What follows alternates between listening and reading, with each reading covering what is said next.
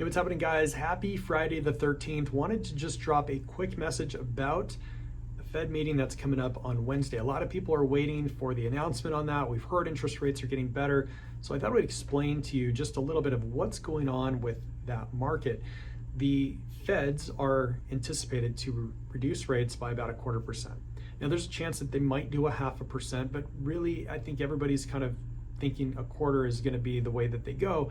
And if that's the case, then the market has sort of baked in that quarter reduction into what we're seeing right now in not only the stock market, but also with mortgage rates as well. Mortgage rates have come down to an 18-month low as of this recording here on Friday. So if the Feds do a quarter, I anticipate mortgage rates to continue this trend of being a little bit lower, but not as, they won't move as fast as we've seen them here recently. They might trade fairly sideways. There might be a little volatility in there. If the Feds come back and they say, look, we got to make some drastic cuts. We're going to start this cutting cycle and we're going to start it off with 0.5%. We'll probably see mortgage rates get better from here. If they don't cut at all, you can almost guarantee mortgage rates will go higher from here. Not a lot, but they'll retrace some of their gains that we've seen over the last couple of weeks. So we'll probably see it move up another 1/4 to 0.5% if they make no move at all. I don't think that's going to happen. I think we're going to see 1/4. Might see 1/2. If we see 1/2, expect better rates from here. If we see 1/4, pretty flat, maybe just small declines over time. Now, between now and the end of the year, we are anticipating somewhere between 0.5% and 1% in Fed rate cuts. Now, this translates over to all sorts of things. If you have auto loans or you're looking to get an auto loan, if your existing auto loan, it's already fixed, but if you're looking for a new auto loan, anticipate rates coming down a little bit for that. Also, if you have credit cards, anticipate your rate on your interest, which most people don't even know what they pay, but that rate is also going to fall as well because those are specifically tied to things like the Fed funds rate, which is what we're talking about.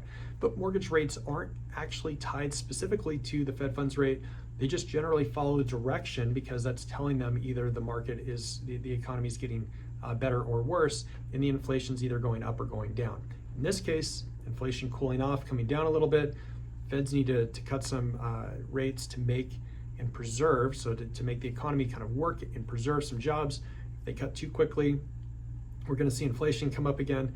If they don't cut at all, we're going to see some loss of jobs. So they got a really tough job ahead of them to kind of balance the two of those.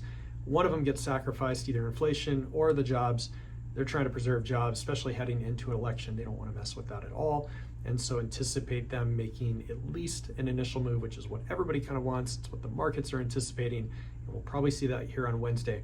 So this is just food for thought for you. If you're a real estate agent, you got people on the fence, let them know. Rates are probably, we've seen some good improvement over the last year. This is a good time to enter. I think they get lower from here. We just need to manage that. So 6 months to a year after we purchase, we probably want to set up a strike price and refinance.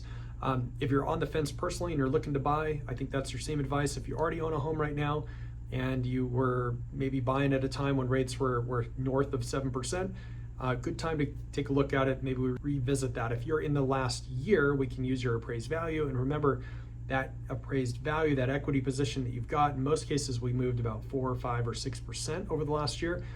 That equity position, that growth that we've seen, in some cases moves you completely away from the need for mortgage insurance, or it's going to significantly reduce down the mortgage insurance if you were paying it in the start when you first bought your house. So these are good moves for you as a homeowner. They're good moves for you if you're a real estate agent. I think your pipeline is going to start to grow. We're going to have some buyer activity that comes off the fence. Oh, one other word of caution here. I'm starting to see a little bit of this on our side right now. We are starting to see a trend where some of these properties are getting multiple offers again. I know nobody wants to hear that, at least if you're the buyers. That means multiple offers is competition. You got to go up in your price. You don't get concessions from the seller. Not every market's this way, but we're seeing it in a few different markets. There was one that a real estate agent of ours had shot over to us in Whittier. It was listed at $710,000. Their buyer was going to go to about $740,000. Ended up 30 offers, and they were up over $800,000. We've seen this in a few different situations. We've seen it up in Northern California, also in Southern California, down closer toward like the San Diego. And that's been an area that has also been on fire as well. So if you're a buyer and you're kind of looking to get in the market, or you know a buyer getting into the market, right now is actually a really good time. If they wait too long, you're going to lose out on some of that one-on-one negotiation with the seller. All right, guys, have a fantastic weekend, and we'll talk to you soon.